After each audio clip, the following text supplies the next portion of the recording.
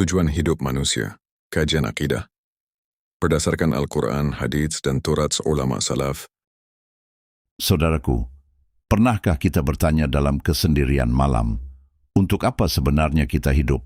Apakah hanya untuk sekolah, bekerja, menikah, lalu mati? Mengapa Allah menciptakan kita? Apa tujuan sejati kehidupan ini?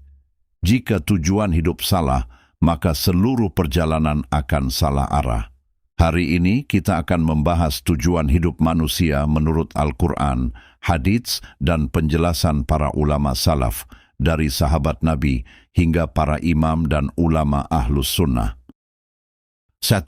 Tujuan penciptaan, beribadah dan bertauhid. Allah berfirman, Quran Surah Az-Zariyat, ayat 56, وَمَا خَلَقْتُ الْجِنَّ وَالْإِنسَ إِلَّا لِيَعْبُدُونَ. Tidaklah aku menciptakan jin dan manusia, melainkan agar mereka beribadah kepadaku. Sahabat Nabi Ibnu Abbas menjelaskan, liyabudun artinya liyuwahidun, agar mereka mentauhidkanku. Artinya, tujuan hidup bukan sekadar ibadah ritual, tetapi memurnikan tauhid. Hanya Allah yang disembah, ditakuti, dicintai, dan ditaati.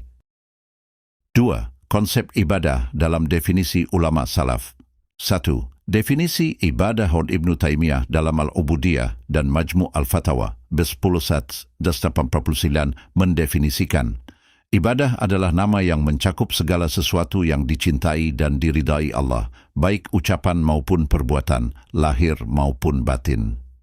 Implikasi akademisnya, ibadah bersifat komprehensif, mencakup dimensi spiritual, sosial, dan etis, berbasis wahyu, bukan spekulasi rasional. Artinya, syalat adalah ibadah, bekerja jika diniatkan karena Allah adalah ibadah, menafkahi keluarga adalah ibadah, seluruh hidup seorang mukmin adalah ibadah. Ibnu Qayyim Al-Jauziyah dalam Madarij As-Salikin menjelaskan bahwa inti ubudiyah adalah cinta tunduk pengagungan kepada Allah. Beliau menegaskan bahwa hati manusia tidak akan mencapai tumakninah kecuali dengan mengenal Allah, ma'rifah. 3. Kehidupan sebagai ujian moral Quran. Surah Al-Mulk ayat 2. Liyabluwakum ayyukum ahsanu amalan. Al-Fudail bin Iyad disebutkan dalam tafsir Al-Baghawi menjelaskan, yang paling baik amalnya adalah yang paling ikhlas dan paling benar. 2 syarat diterimanya amal menurut ijma' ahlus sunnah, ikhlas mutaba'ah sesuai sunnah. Dalilnya, فَمَنْ كَانَ يَرْجُو لِقَاءَ رَبِّهِ فَلْيَعْمَلْ عَمَلًا صَالِحًا وَلَا يُشْرِكْ بِعِبَادَةِ رَبِّهِ أَحَدًا. Surah Al-Kahfi 1:10. Katakanlah, Nabi Muhammad, sesungguhnya aku ini hanya seorang manusia seperti kamu yang diwahyukan kepadaku bahwa Tuhan kamu adalah Tuhan yang Maha Esa.